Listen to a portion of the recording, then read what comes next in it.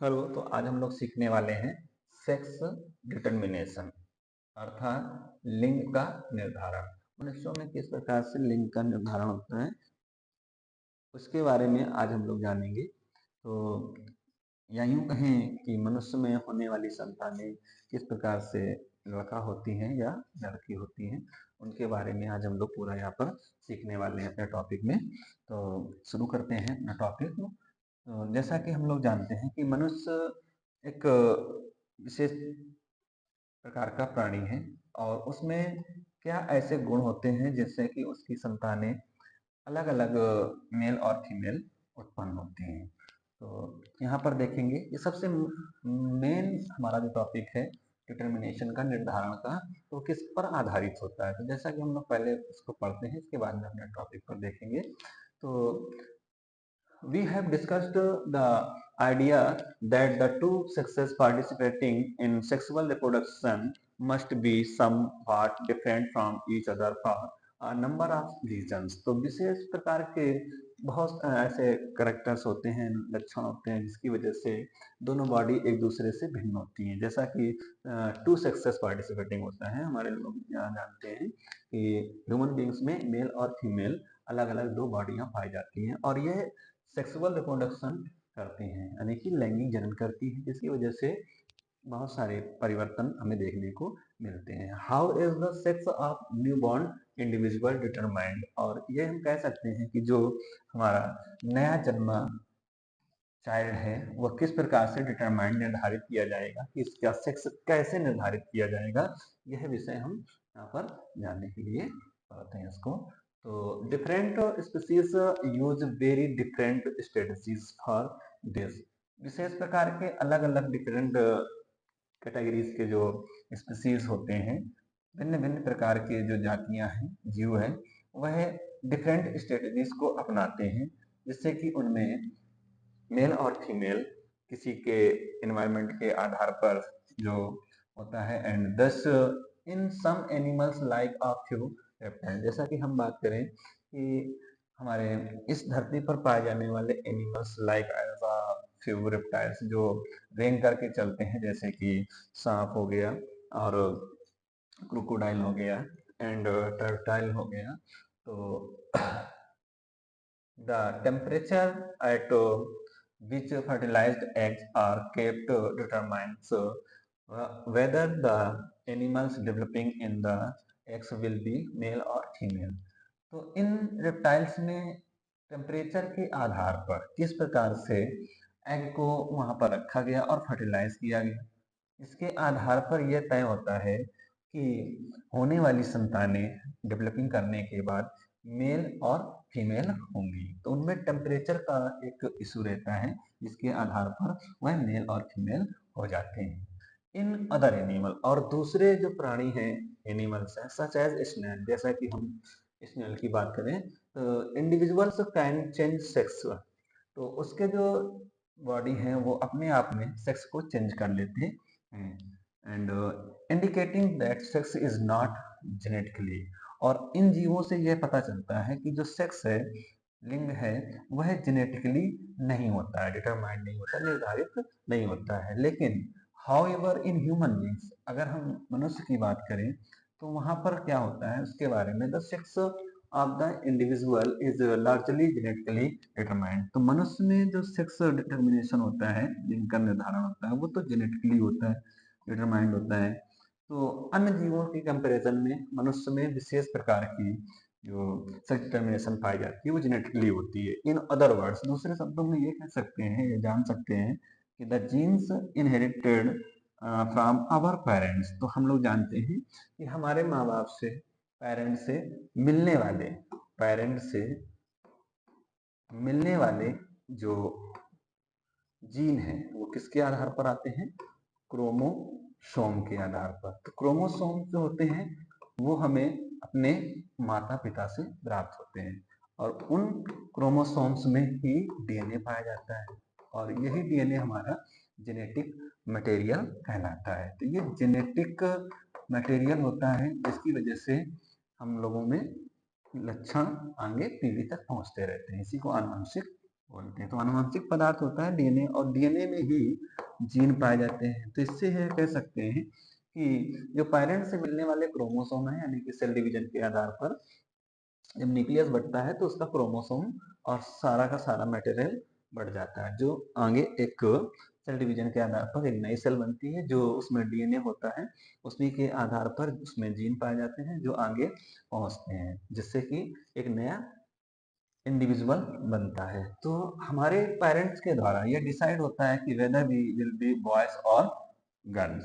तो यह तय होता है कि होने वाली संतान क्या होगी, लड़का या लड़की। And but for so far we have assumed that similar gene sets are inherited from both parents। लेकिन कभी कभी क्या होता है, जो समान सिमिलर जीन एक तरह से सेट के रूप में पाया जाता है, मेल और फीमेल डीएनए में पूरा सेट होता है, तो वो पूरा पूरा सेम होता है, एकदम बिल्कुल माता और पिता में सेम होता है। इनहेरिटेड फ्रॉम बोथ पेरेंट्स, दोनों से आनुवंशिक हो जाता है, इनहेरिटेड हो जाता है। If that is the case, अगर इस विषय में बात करें तो how can genetic inheritance and determine sex, तो कैसे हम लोग इसको जेनेटिक इनहेरिटेंस कर सकते हैं, डिटरमाइन कर सकते हैं, कैसे निर्धारित कर सकते हैं ये हमारा जो क्रोमोसोम है उनमें किस प्रकार से जेनेटिक मटेरियल आनुवंशिक लक्षण ही हमारे लिए सेक्स का निर्धारण करता है। तो इसी के बारे में जानेंगे। The explanation lies in the fact that all human chromosomes are not paired. जैसा कि हम लोग जानते हैं कि मनुष्य में ह्यूमन बींग्स जो होती हैं उसमें ह्यूमन बींग्स में 46 क्रोमोसोम पाए जाते हैं। तो ये अनपेयर होते हैं, कहने का मतलब 23 जो क्रोमोसोम होते हैं वो पेयर्स में पाए जाते हैं। तो ये जो पेयर में पाए जाते हैं क्रोमोसोम, तो इनमें से कुछ ऐसे क्रोमोसोम्स होते हैं जो पेयर में नहीं पाए जाते हैं। तो आप देखेंगे कि जो 22 क्रोमोसोम होते हैं वो हमारी बॉडी को फॉर्मेशन करने में मदद करते हैं, बॉडी को फॉर्मेशन करते हैं। लास्ट 1 पेयर क्रोमोसोम है जो 23 पेयर है, वो हमारा सेक्स डिटरमिनेशन का कार्य करता है। ओके, और इसी के बारे में हम लोग जानेंगे। अर्थात जो 22 पेयर्स क्रोमोसोम होते हैं वो हमारी बॉडी का फॉर्मेशन करते हैं, अर्थात बॉडी को बनाते हैं जन्म से लेकर के और उसके एडल्ट अवस्था तक बॉडी का फॉर्मेशन करते हैं। लास्ट का जो पेयर होता है वो डिफरेंट टाइप्स होता है, अलग अलग दोनों बॉडी में, मेल और फीमेल में। जैसा कि आप देख रहे हैं एक्स और वाई मेल में पाया जाता है और एक्स एक्स फीमेल में पाया जाता है। तो most human chromosomes have a maternal and paternal copy. तो ये हमारे क्या होते हैं, ये कॉपी होते हैं जो हमें पेरेंट्स से या हमारे माँ बाप से हमें मिले होते हैं। We and we have 22 such pairs. तो जैसा कि हमने बताया कि 22 जो सच पेयर्स होते हैं, but 1 pair called the sex chromosome. तो लास्ट का जो क्रोमोसोम है 23 पेयर का, वही सेक्स क्रोमोसोम कहलाता है। Is odd in not always being a perfect pair. तो ये क्या होता है, दोनों भी बॉडी में वह सेम नहीं पाया जाता है, always being a perfect pair. And women have a perfect pair of sex chromosome. तो स्त्रियों में सभी लास्ट के क्रोमोसोम बिल्कुल समान होते हैं, and both called x chromosome, जिन्हें हम एक्स क्रोमोसोम कहते हैं। But men have a mismatched pair in which one is a normal sized x while the other is a short one called y। मनुष्यों में क्या होता है कि एक जो लास्ट का क्रोमोसोम होता है 46, वह डिफरेंट टाइप्स होता है और इसकी जो लंबाई होती है वह कम होती है एक्स की अपेक्षा, यानी कि शॉर्ट होता है, छोटा होता है। And so womens are X X while men are X Y. इससे हम ये कह सकते हैं कि फीमेल में एक्स एक्स क्रोमोसोम पाया जाता है और लास्ट में जो पेयर होता है मेल में एक्स और वाई पाया जाता है, जिससे कि यह लास्ट का क्रोमोसोम जो होते हैं वही सेक्स डिटरमिनेशन का कार्य करते हैं। And now can be work out what the inheritance patterns of X and Y will be. तो अब ये विषय है कि किस प्रकार से ये हमारे एक्स और वाई क्रोमोसोम कैसे एक पीढ़ी से दूसरी पीढ़ी में पहुंचते हैं। तो जैसा कि हम लोग जानते हैं कि अगर हम मेल और फीमेल की जो स्पर्म की बात करें, स्पर्म की, तो उसमें क्या होता है, गैमेट बनता है जो सेल डिवीजन के आधार पर अलग अलग कई करोड़ों की संख्या में सेल्स बनती हैं और वह फीमेल के ओवम से डिफ्यूज होती हैं अर्थात फर्टिलाइज होती हैं। तो यह क्रिया फर्टिलाइजेशन के आधार, निषेचन के आधार पर होती है। तो उसमें से यदि एक्स क्रोमोसोम फीमेल के एक्स क्रोमोसोम से अगर मैच करता है तो आप देखेंगे कि जो होने वाली संतान है वो ऑफ स्प्रिंग आपको फीमेल प्राप्त होगी।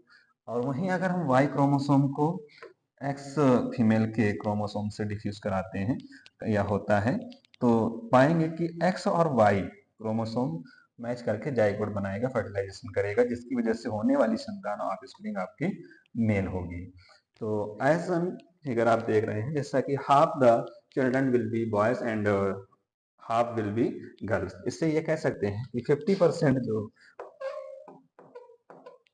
ऑफ स्प्रिंग है वो लड़की और 50% लड़के होने की संभावना रहती है। All children will inherit and X chromosomes from their mother regardless and of whether they are boys or girls। तो जो फीमेल से मिलने वाले जो कैरेक्टर्स हैं, एक्स क्रोमोसोम हैं, वो यह तय करते हैं कि अगर फीमेल का एक्स और मेल का एक्स क्रोमोसोम मिलता है तो उससे होने वाली संतान आपको लड़की होगी। और thus the sex of the children will be determined by what they inherited from their fathers। और जो यह पिता के द्वारा मिलने वाला एक्स क्रोमोसोम होता है। तो a child who inherited an X chromosome from her father will be a girl। और एक्स क्रोमोसोम यदि उसके पिता से उसे मिलता है तो होने वाली संतान लड़की होगी। And one who inherited a Y chromosome from him will be a boy. और यदि उसको पिता से मिलने वाला जो क्रोमोसोम है वाई है, अगर वो मिलता है तो होने वाली संतान पुत्र होगी।